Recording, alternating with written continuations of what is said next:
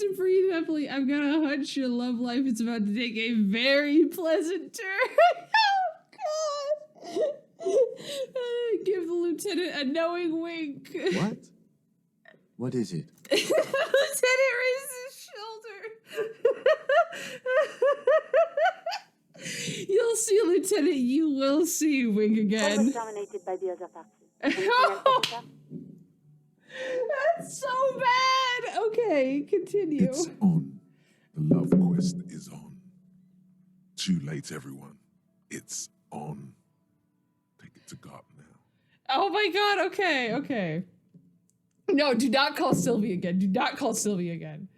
Okay, let's call the It will Lazarus. take just a moment, officer. Her voices fade out into the familiar radio static.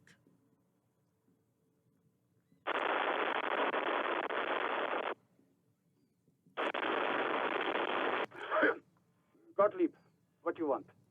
You hear a man clearing his throat briskly and then an answer. He's carelessly chewing on a piece of hard candy. I was told to call the Lazarus. People are worried about me. I'm in a bad way, Doc, a real bad way. Just a routine checkup. I was told to call the Lazarus. Oh, it's you. The man is unpleasantly surprised. Do you know who I am? Yes, there's no end to the misfortunes fate has seen fit to rain. Sure, but can you tell me about myself, as in who I am? You are? You lost your human visage a while back. Now let's get on with it. I've got more important things to do. I think I've developed extreme photosensitivity. That's because you're hungover. Even the radio waves coming from your direction smell like liquor.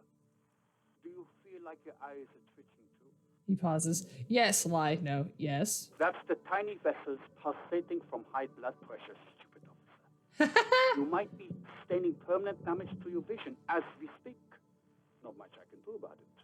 I'm not an eye doctor. But then what kind of doctor are you? The busy kind. It's not life-threatening, just annoying for you.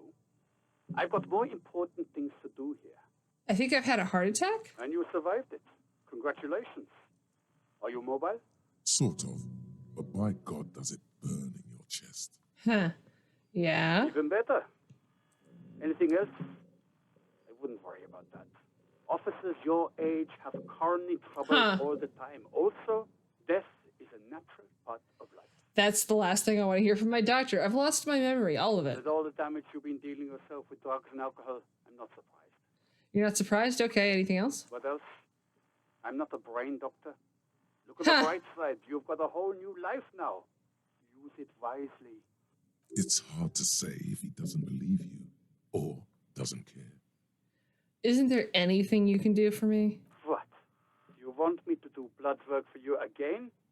Tell you just how bad things really are across the board? You want another rundown of everything collapsing inside your body? Yes, I want the truth. No, that doesn't sound like something I can handle right now. I see your point. Might as well get back to work. Yes, I want the truth. You want the real, honest-to-God truth? Stop drinking, eat magnesium, and vitamin D. Our station is not a retirement home. We don't have the funds to deal with rock stars past their prime. So it's political.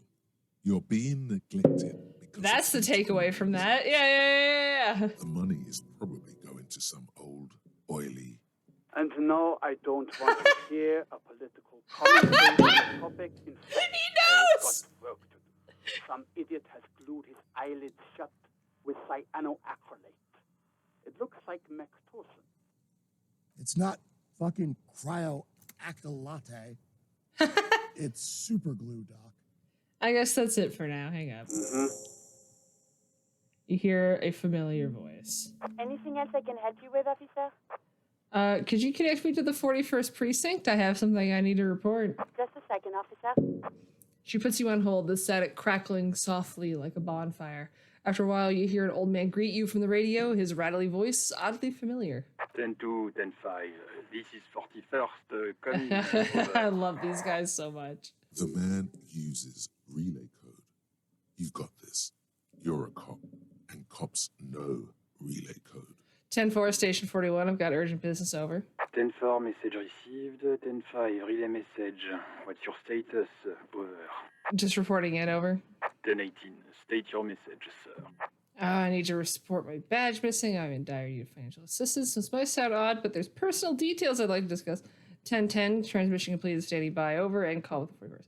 I'm in dire need of financial assistance. 10-4, I hear you. I don't have the authority to grant your request, but... Is it him?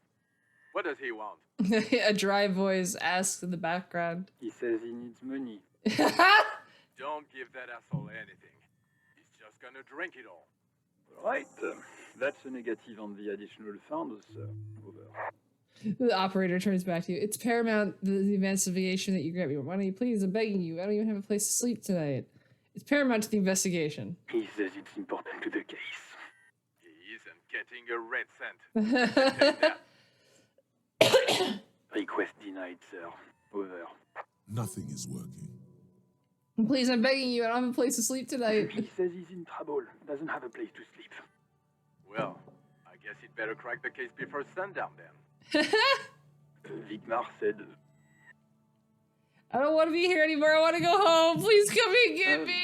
He said, it's okay. You can do it. Over. He seems to lower his voice a bit, carefully choosing his words. What is he saying? Did you want anything else, sir? Many of your colleagues are also here. Over. He chooses to ignore the voice in the background. Please, I don't want to be here. I have to. No, it's all right. I'm all right. I had other Let us things. address them now, sir. Over.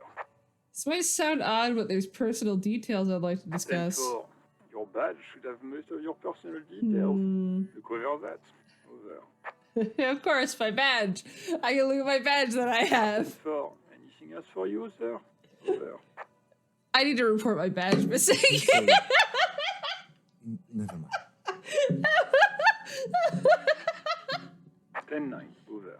My badge, I can't find it anywhere. Basically, it's gone. 10-4. Message received. This is a very serious situation. I need to 10-20. 1022, the captain. This sounds bad. Bad and scary. Like being called to the headmaster's office in school. Any other good news? He's saying he lost his badge. He what? He lost his badge? Who lost his badge? Dick fucking Mullen. Who do you think? It's Officer Dick Mullen from the bestseller Dick Mullen and the Lost Identity. He says, fighting off laughter. Dick Mullen is not your name. It's the name of a fictional detective who would not lose his badge. Defend yourself. Immediately. They're laughing at you. Come on, operator, tell him to stop. This is serious. Haha, officer has lost his badge. Haha. Like I'm the first cop to ever misplace his badge. Can't we just move on? I want to get reported and be done with. Yeah, like I'm the first person to lose He their says badge. this has probably happened to other policemen before him and laughs sarcastically. Oh, goddamn it. Is he fucking kidding? The whole station's gonna be dicked for this. Well, good. Satellite Officer Vigmar is wondering if you might be joking and adds that this tarnishes the reputation of the entire station. Over. Well, thanks for that. Mullen dicked us. Over. Come on, operator, tell him to stop. This is serious. He's asking you to stop, says this is serious. Of course it's serious. He lost his fucking badge. Satellite Officer Vigmar concurs, losing your badge is serious. Over. Can't we just move on? I want to get this report and be done I with. hear you, officer. I'm just going to make a note here that you are in pursuit of your misplaced badge. Over. Fuck me. Mac, come here. You've got to hear this. Dick Mullen lost his badge. What's going on? Super Cop here lost his badge. Super cop. He lost his what now? His badge. He lost his goddamn fucking badge. Didn't you glue your eyes shut earlier and now you're making fun of me? Badge. The man is laughing too hard to form coherent sentences. The only words that you can make out are lost and badge. Could you please just stop saying lost his badge for a He asks moment? you to please stop saying he lost his badge.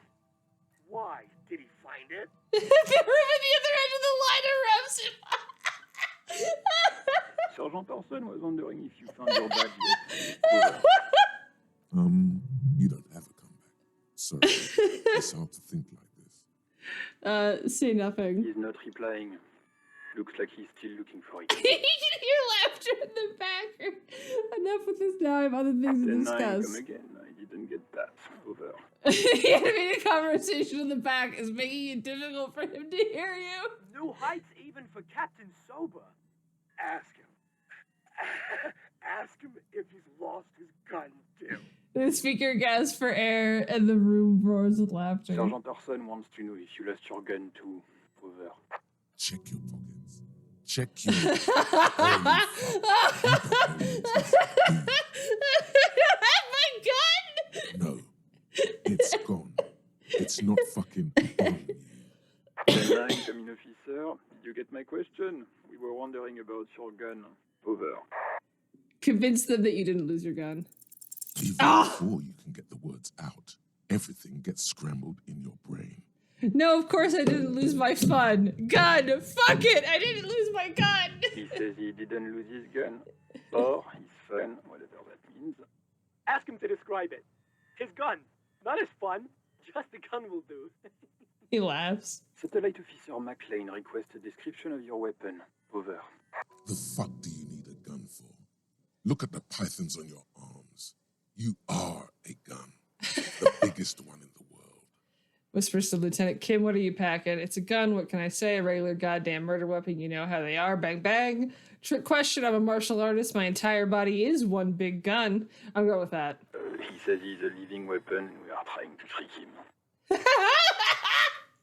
Host in heaven. His gun and his mind? Dear God, he lost his gun. Oh my, I can't. The man succumbs to laughter again. This isn't really a laughing matter. Mac can face a giant of cocoa noodle by himself. But Disco here made him piss his pants. Oh, I can't. Fuck. He lost his. Ask him if he's still got his wiener. I'm not going to. Sergeant Orson here is wondering if you are still in possession of your genitalia. Now is a good time to say fuck and ass and so on. That'll make this all right. Yes, I lost my wiener too. Just lay off, okay? I left it at his mama's after I fucked her ass all night. Tell him that. Yeah, actually, I don't need to listen to this firewalker out. I'm gonna go with that one though. That's a negative. Not going to say You fucking that. coward. Over. What's he saying? Share with the class. He says he recognized your mother. The prick ate Mama's vanilla waffles at the captain's birthday party. Some nerve he's got. Sure her vanilla waffles were the only thing he ate? Shut up, Chester. This isn't funny. This is my mom we're talking about. Tell him to apologize right now. Sergeant Orson requests that you apologize for the Such things a that you bit. made about his mother. Over. Tell him I'm sorry. It was just banter. I thought that's what cops do. Hey, if you don't like Fallout, maybe don't fuck with the firewalker. Mac, he says you shouldn't have antagonized the firewalker in the first place. Who? The disbelief in McMahon's voice is overwhelming. Satellite Officer V. Firewalker. I'm afraid he might be referring to himself as Firewater, sir. Fire water? Lost it. Fuck it. Tell him to find his goddamn badge and gun. That's the only thing that matters. Satellite Officer V. No, I think I'm good. I think I'm good without my gun, thanks. I'm going to report that you are in pursuit of your service weapon. Over. In pursuit of his. The man is fighting back tears. Officer, do you need further assistance? Over. 10-10, transmission completed, standing by. Over, and call with the Roger 41st. that. 10-10. Over and out. The static ends with a loud click, then everything is silent in the cabin. Pick up the radio. Precinct 57, how may I assist you? Reconnect me to the 41st. 10-4, come in. I'll Roger leave again, that. just to fuck 10-10. with you. Pull out two Utility bucks. drawer slides out from under the seat and clicks into place. The tools inside are neatly organized. Take what you need, officer. It's going to be a long case. I'm not protective of my tools, like some men are. He's clearly a little. Yeah, he's clearly a little of his protective. tool. Okay, so we have a pry bar, chain cutters, Work. a hand crank. Hello. A hand crank flashlight? I'm gonna take the pry The bar. pry bar feels nice and cold in your hand. Heavier Heavier than than you'd you think. think. Cold and heavy. Like truth. You feel like you're reunited with truth once more. Okay, a pry bar with truth on the side. Useful Pretty for good. opening all sorts of doors and lids. Okay, take the chain The cutters. handles are long and sleek. Snap, snap, go the cutters in your hand. Oh, this is nice. Take the flashlight. It's I thought I could only robust, take one at a weatherproof, time for and some well reason. made. Police issue, blue. Lets you see things in the dark you would otherwise miss. Oh, well, thank you, perception. No shit, pushing. The pull-out toolbox slides back into its nest. I love the Preheated noise casts of it, warm like, getting glow pushed on back steering up. levers and the radio on its hook. Run your fingers over one of the steering levers. The white suede feels luxurious under the touch, and the metal clutch handle so very familiar in your palm. Tap on the fuel preheater gauge. As you tap on the gauge, the indicator pin jerks as if startled. It's in the large orange sector. Interesting. Indicating the engine is warm. Next She to says the it's gauge sitting? is a red switch labeled heat. There's no use pressing the heat button. It won't start without the ignition key. He says and jingles his key. Translation. We're not going anywhere right now. I'm not allowed to drive? Alternative translation. Don't even think. Kim, what are we looking at? What is this machine? This is the Caprice Kinema, my motor carriage. You can use the toolbox and the radio if you'd like. He nods at the cabin. Can we turn it on and drive somewhere? No, I'm afraid not. We have a murder case on our hands. remember? I'm avoiding the bodies still. He straightens his spine. This must be what woke me up when you arrived in Martinez, the infernal noise. Yes, sorry about that. The Caprice Kinema does have a rather distinctive engine sound. He says it with very badly. Yeah, I was about to say that's a dude who knows his car is annoying. Do all policemen in the RCM have such cool motor carriages? The Caprice motorcar does provide most of our patrol vehicles, yes. Look around the cabin. In the again. cabin, you see a set of steering Okay, wheels. close the door. Smash your face in the door. Oh, boop. Advanced race theory. Oh. Everything is calm in the eye of the race theory. The mind is lucid and bright. The mind-bending phylogenetics appear more distant and, to be fair, a little ridiculous. The great race mystery has cleared up. All that's left to do is verbalize your thoughts. Go and talk to Measurehead about your newly found insights. Learning cap for rhetoric is raised to 5. Conceptualization, the mystery is mostly aesthetic. Okay. My God, that's amazing. Okay, so we have a lot of tasks to go do now. We still haven't, you don't get a map for like a while from my understanding. Okay. Pry bar, equip this to open lock containers in the world. The red-tipped pry bar has Carson T heavy duty engraved just below the handle. It is satisfyingly heavy and perhaps one of the most useful tools to carry around. Chain cutters, open lock containers, the meanest looking pair of cutters you've ever seen, made in Gottwald by Walschirm Werkzeug. No chain, wire, or barbed fence will ever stand in your way again. They look hungry, ready to chew steel. Flashlight, all right. A police flashlight bearing the logo of Grundl Stillung RAO. The small dynamo packed inside this handheld illumination device theoretically gives you the ability to produce a tiny amount of electricity anytime, anywhere. Oh, and we have skill points? I don't know how many skill points I have. I have one. I'm going to save it just because I prefer saving it for when I'm going to use a check versus anything else. Okay, I've been avoiding the body, I know. We'll get to it in a second. This Postlavantorie mail collection box has been heavily vandalized with graffito. A closer inspection reveals 2 bullet holes in the front. Aw, good mail delivery box. Pat the box. Aww. The box seems happy. Oh. Eat shit, pig. Fucked by the queen. Saint G with a crown have been scribbled on it. Jenny is a whore, and best set mailbox also. Been there, post the adventure mail collection box. Been there. The mail collection box seems cathartic, thankful even. So do you. You shudder, then you swallow, and then suddenly you see it. Over all the other graffitos, someone has, using the tip of a very sharp knife, cut the words, Revachon forever. That's really interesting. I'm not going to kick the box. It's doing a good job. Okay, I am going to loop. Okay, this coin-operated viewer has been banged up. Okay, because I don't...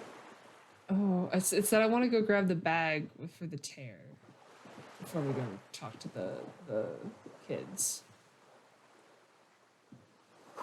The ad reads broken windows. Tibbs has windows. Oh. You hear the distant squall of seabirds. Oh, there we go. Take off. Yeah, fruit bag. Oh, wait. Why can't I? Oh. Equip this to collect terror from the streets. This plastic bag has fruit, sick, written in a dynamic, forceful manner that implies great prices. As you crack it open, a malty gust of air flies in your face. Smells of yeast and beer. Perfect place for terror. There we go. Now we start collecting terror. My Harry is very dedicated to cleaning up this place. We're gonna take this free money.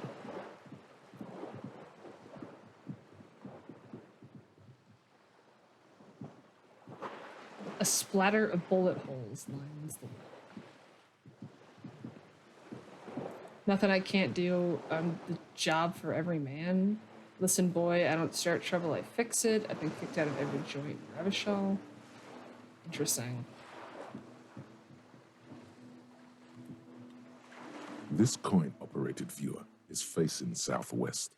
Its coin slot is full of fossilized bubblegum, rendering the machine permanently inaccessible. Poor little viewer, I'm gonna pat The it. metal feels cold and wet under your palm. It looks unhygienic. Vandalism, shake your head. Probably some kids. Lieutenant inspects the rigged slot. Look A inside. thick layer of graffito covers the lenses. I You spell out the word Onuk written on the other side. wonder who that with is. N and C scribbled backwards. Shift your focus to the background. Under the graffito, a sea of blues and greys appear. Behind the water lies a coast studded with concrete and reeds. On it, a church on stilts, lanky weather-worn wooden planks, an X-shaped cross topping its tower. You know this to be the Star of Pericarnassus, or What? Cairo, the central symbol of the Pericarnassian Church, a star, a great moral height to be strived towards. Interesting. Around the large wooden building, you see chunks of sea ice gathered on the beach, and a small tent sets up on the ice. Interesting. Okay. Tear. This coin-operated viewer is facing south. The instruction manual says to insert 25 centimes and pull the handle while looking inside. Then use the focus knob to zoom in if necessary. I'll do that later. Grab tear. So roundabout north to Cape Side Apartments and Martinez Pier. Oh, oops. Oh yeah, I remember that will come back too. Because I want to at least check it in here first. Oh! Oh! It doesn't highlight them. I can still grab them. Oh, oops. Yes? Oops, sorry. There we go. Oh, yeah, those guys. Okay, we'll talk to them after we do the bookshop. At least the outside part of the bookshop. Pardon my cleaning up trash. So we have to talk to the girl. On the cover stands a very muscular man surrounded by flames. This book is about pate. This book, you don't really understand what it's about, nor does it seem important. A book about Boyadario culture promotes freedom and roaming upstream. A book about the future. The government reads your mind using radio technology. Interesting. All right. Hello. Hello, sir. Step right in. The store is open. A young girl with chubby red cheeks waves at you, smiling. Her nose is also red from the cold. I am the law. Hi. Are you interested in a new and exciting book? She stomps her feet to feel warmer. What kind of store is this anyway? It's a bookstore, sir. We sell books, postcards, and some board games. It's called Crime, Romance, and Biographies of Famous People. She points at the window. Whoa, whoa, whoa, whoa. Hold your horses, little girl. What is a book? What is a postcard? What is a board game? Don't be ridiculous, I know. What is a book? That is a book. They have stories inside them. It's like someone told you a story in a really long letter. She points at the stands. She actually took, okay, like, this is definitely an example of a kid would have a better time dealing with someone like this than an adult. What's a postcard? A postcard is a small cardboard picture. You can write a few words on the other side and send it to your friend or beloved. She observes you for a moment. What's a board game? Board games are like little games on a table, made to pass the time. There are several different ones, but sailors here mostly buy cards. She pauses to ponder. Interesting, thanks. My pleasure. Anything else you'd like to know? Is it okay if I ask you some questions? Okay, sir. I'll try to answer any questions you have. I hope they're Aww. about books. What's your name? My name is Annette, sir. My mum, her name is Plaisance. She owns the store.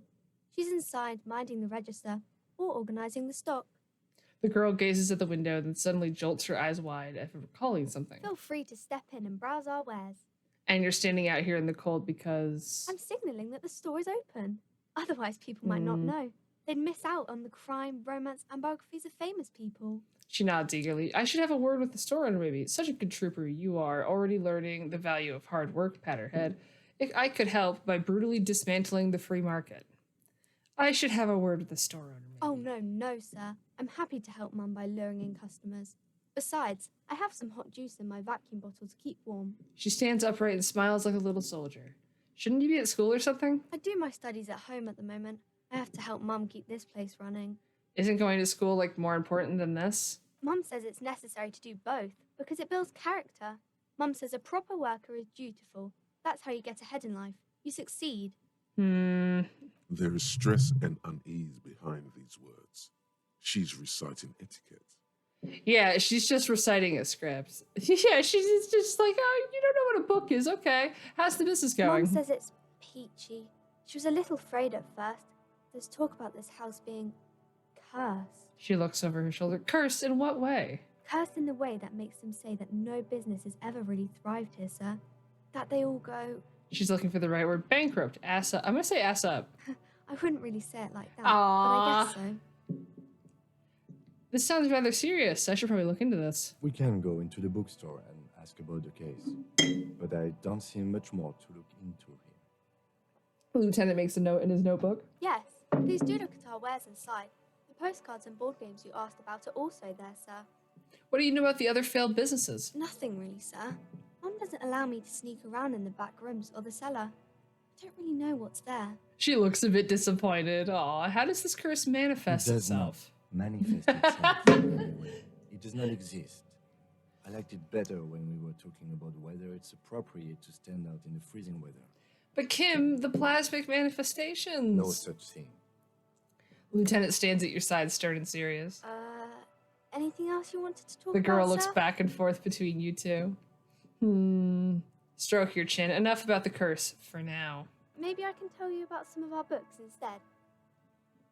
What's this crime business? Crime fiction is about murders or burglaries or things like that, and the work of a policeman or a private detective who's trying to solve a crime and catch the criminals. Wait, not crime fiction? I need to know what crime is. She doesn't know what to say. It's that bad, pointing to my Crime is head. what we were solving before this conversation began. Okay, I get it. Crime, murder gets the people going. And it's kind of like a puzzle too. You can guess who the criminal is or how the good guys are going to catch him. I'm a policeman myself, by the way. You don't look much like a policeman. She examines you as if to find something policeman like, huh? Well then, what does a cop look like? Huh, well maybe I'm not a policeman, or should I stop being one? Didn't mean to offend, sir. Sorry, sir. It's just that you don't look like Dick Mullen.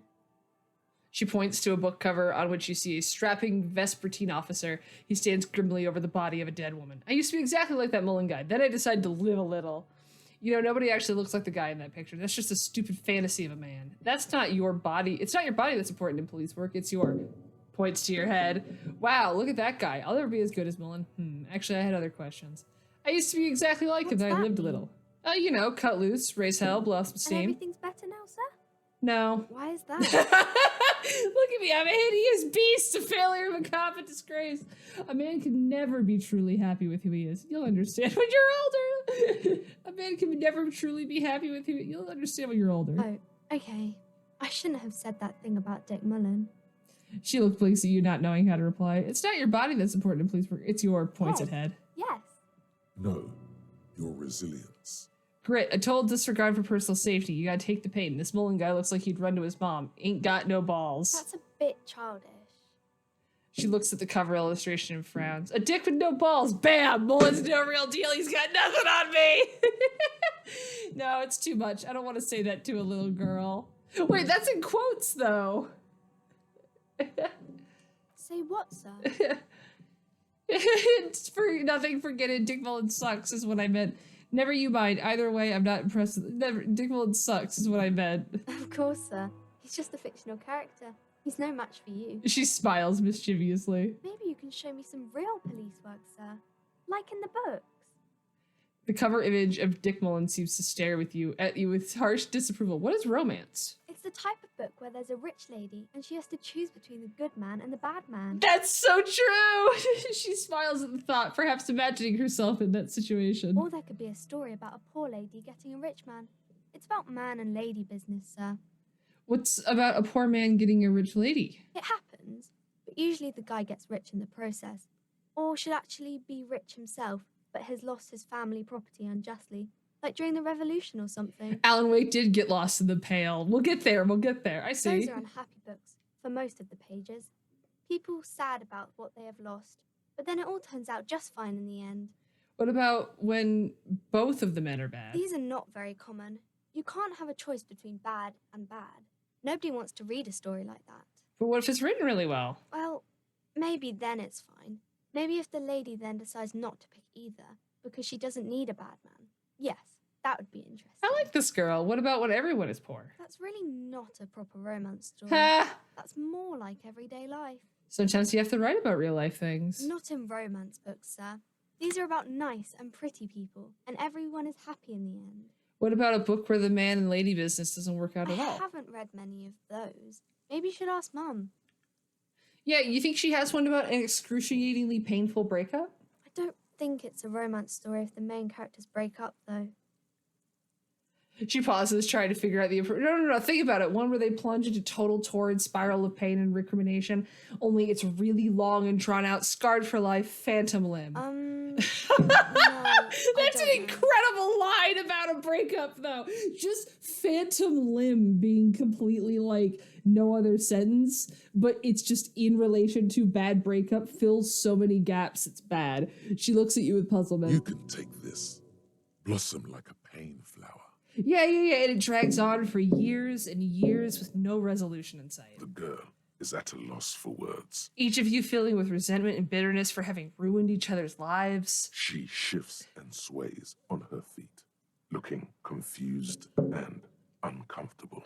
Each of you tearing at each other's innards, leaving a gaping emptiness, a vacuum heart that still hurts ceaselessly. I'm sorry, sir. Oh no! I don't know how to help you. I don't need help. I need a real book that tells it how it is, not this drivel. Sir, sorry, sir.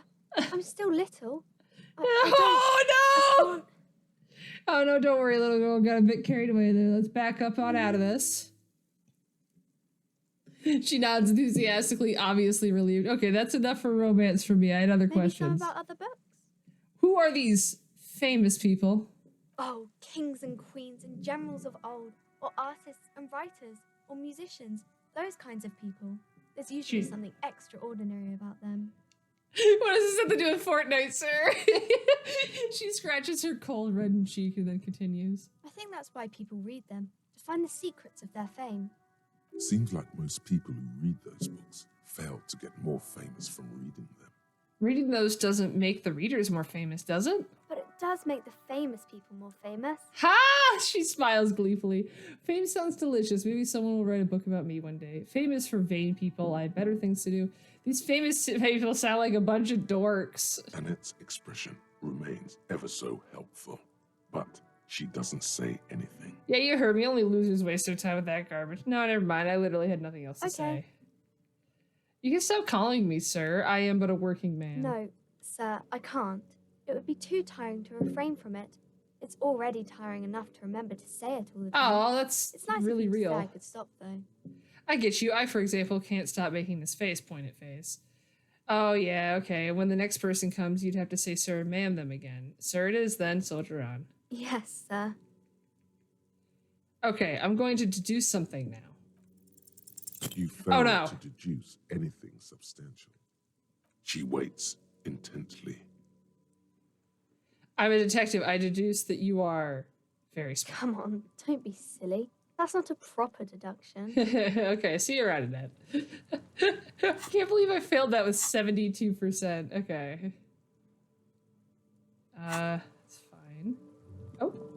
All around you, rain falls on the great city of Revachol. Rain drips from the eaves and floods the gutters, washing the filth away. The spring thaw must be here. The snow is melting. What am I doing? Looking up at the sky, cold water dripping from your hair. What do I see? Grey sky like great battleships, clouds colliding with one another. Rain falls down on the world. How does it feel? Your shirt sticks to your chest. The shoulders of your disco blazer grow heavy. The cold finds its way in under your skin. You shiver, and the city shivers with you. You're not dressed for this weather. You should get an overcoat or a patrol. Wait. What's in the west? Sheets of rain over the water. A flight of stairs leading into the ocean. Wave after wave washing the coast of Martinaise, with its motorboats and gently swaying reeds. The ruins of a half-sunken sea fort crumble on an inlet. Beyond the Bay of Revachol, ghosts rise into the sky. Who are you, ghosts? The skyscrapers of La Delta, the financial district. Faint golden light seeps from the office windows. What is down the shore? Urban coastline, rain dripping off Eternite-covered roofs. Cinder blocks left over from half-finished construction. A defunct research and development building, once seized by revolutionaries. An old wooden church stands on stilts above the water. And beyond that? Coal City, end of all lines. Run your fingers through your dampened hair. Your hair is an oily mess flecked with ash from neighboring coal plants. Smokestacks rise somewhere in the distance. What's in the east? There's a fleet on the corner. A plastic coat is folded into a small triangle under the counter by the window. Beyond that, the strikebreakers have gathered. The great gates of the industrial harbor are locked. A chill runs down your back. You shudder like an animal trying to shake water from its hide. Clench your teeth to stop shuddering. Behind the gates, heaps of supply crates, red and blue metal shipping containers, slick with rain. The Greater Revachol Industrial Harbor is an artificial mountain range. Immense wealth resides within, and immeasurable poverty in its shadow. And beyond that? La Drusienne, King Drui's passenger harbor. Cruise ships flanked by dock arms. Cranes watching over the mouth of the river distributary. What is across the distributary? Curon, the lower middle class. Oh my god, this just goes. The distributary cuts the city blocks in half. 7-story buildings trail off into the rain. What is beyond the Curon? A silvery curtain of rain over the houses. The class divide. What's in the north? Capeside apartments. Tower blocks crowd one another. 4.46mm bullets still lodged in their war-torn stone walls. Hallways collapse from the mortar hits of a war that was lost long ago. Clotheslines go to waste in the rain. Radios play. And closer to here? A yard. Rain falls onto the roof of a woodshed. Coal leaks into a puddle beneath a dead man's feet. He swings from a tree, bloated. Droplets of rain slip from his cold cheeks. What's in the south? A traffic jam. Rain thrumming on the roofs of motor vehicles. Inside, drivers watch water streaming down their windshields. The statue of a king shudders. He too is cold. The canal bridge has been raised. What's on the other side? The road ascends. A raised motorway loops above the ghetto. Beneath its concrete columns, a sea of rooftops, woodwork, and tar stretches northward. 4-story buildings as far as the rain can fall. The snows melt in Jamrock. What is Jamrock? Revachol is the capital of the world. Jamrock is the capital of Revachol. Droplets form on your eyelashes. It's home. How? Where's the hood? Where the hood? Where the hood at? Have a brother in the cut. Where the hood at? Yes! Yes! Do it again. Have a brother in the cut. Where the hood at? That the assumption is when you hear these small French women speaking during Shiver's prompts that is the city of Revachol herself speaking to you. But that is fucking amazing. Have a brother in the cut. One more time. The hood at? Why am I not there? To be in Martinez where no one goes, at the runoff point of a long-forgotten canal, in the whitest part of town, in the shadow of the day the revolution fell.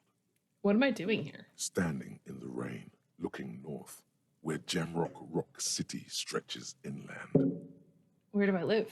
On a street there that flows like a muddy river in the snow, with fire traps rising on either side. A film rental opens its doors to the rain. An armored motor carriage rushes past the corner, where you used to walk together. Suddenly, the hair on your back rises. You cannot return. Huh. Where the hood at? Where the hood at? Where the hood at? Have a brother in the cut. Where the hood at? Shudder, look further. In the rain-swept distance, above the rooftops of Jamrock, a repurposed silk mill stands perched above the motorway exit. Precinct 41 hunches in the rain. Your vision blurs. You wipe your face with your hand. The rain stings your eyes, making you look up and blink. What's above? Coalition-era statics hang like apparitions under the cloud cover. Way up there, where rain forms, rotors flutter silently. Your sight clears. Motherfucker. This rain will not let up anytime soon. You should get a raincoat. There's a freight to the east. They sell them there. Unbelievable. That prompt is why I wanted to play Shivers. Because I was just like, oh, very different. Very, very different. Okay. That is just unbelievable. Okay. Hey, racist. Is that all? I'm just looking for bottles real quick before I... Oh, there we go. I was gonna say. I spent all my money gambling here. I want to see if I can afford a raincoat. I don't think I'll be able to. I know, they're only like $4. I can totally get a raincoat. We are going to be closing up shop here for the night soon, just because it's 10 o'clock. And kind of want to go hang out with Colin before I go to sleep. You see several packaged raincoats. Yeah, let's get a raincoat. The clerk removes the garment from the lower shelf and hands it over. And let's turn in the tear real quick. The tear machine stands in your bottles clunk into the machine, and the money appears with a satisfying jingle. You're a richer man now. Do you know what you should do with that money, kiddo? You should buy more alcohol. Enter the endless cycle of consumption. Oh yeah, my room has a bunch of bottles. That's a good point. And we should go talk to Measurehead. Oh yeah, here we go. Transparent, part of Freet's army. A transparent plastic raincoat with Freet written on the back. The package shows a group of happy Revacholians dancing in the rain. Endurance, we don't need that. But yeah, we should go talk to... And examine... No, I'm examining the body another night. We'll get to the body. You can solve the case without the body. You don't need the body. The body is for, like, small brains. Okay. The unpromising race pupil returns. I think I know what the race enigma is. And? It's shit. Let me into the fucking harbor. Paradoxically, you plan to supersede the Occidentals with their own race theory. this racecraft is what rich people want us to do while they get all the money. That's just true. It's just something you want to shock people with, liberal and progressive peoples.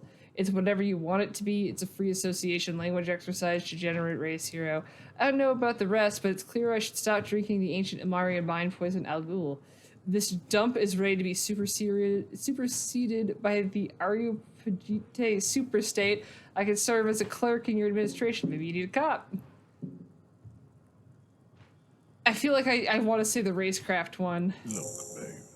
The rich man has humiliated and emasculated this couple. He can only think in base materialist categories and feminine abstractions. Feminine abstractions like Buddy. Rich man really fucked him over, Jean. The woman looks half bored. His rage is already played out on the stage of history as the grotesque tragedy of revolution. All it can accomplish now is impotent academic text and neurosyphilitic rock and roll melancholy. I'm not obligated to beat it without looking at it because I like this. Yeah, like to Skeleton's point, the scene with the body is incredible. You clearly want to enter the harbor bad, like a little boy who wants to go on the potty. I can press the button for you. It will. I don't need your pity. The working class will rise in a sea of blood, and you and your rich boy master will leave it. That's all I wanted. Very well. You may enter the door once. Our race conversation here has concluded. He punches the emergency button with his fist. Finally. Let's go. Gestures towards the door. Can I just, like, ignore that, though? Also, oh, I can't, can I, like, walk by that? No, I need to knock him out to get to that. Oh, wait. That's the door I can go in.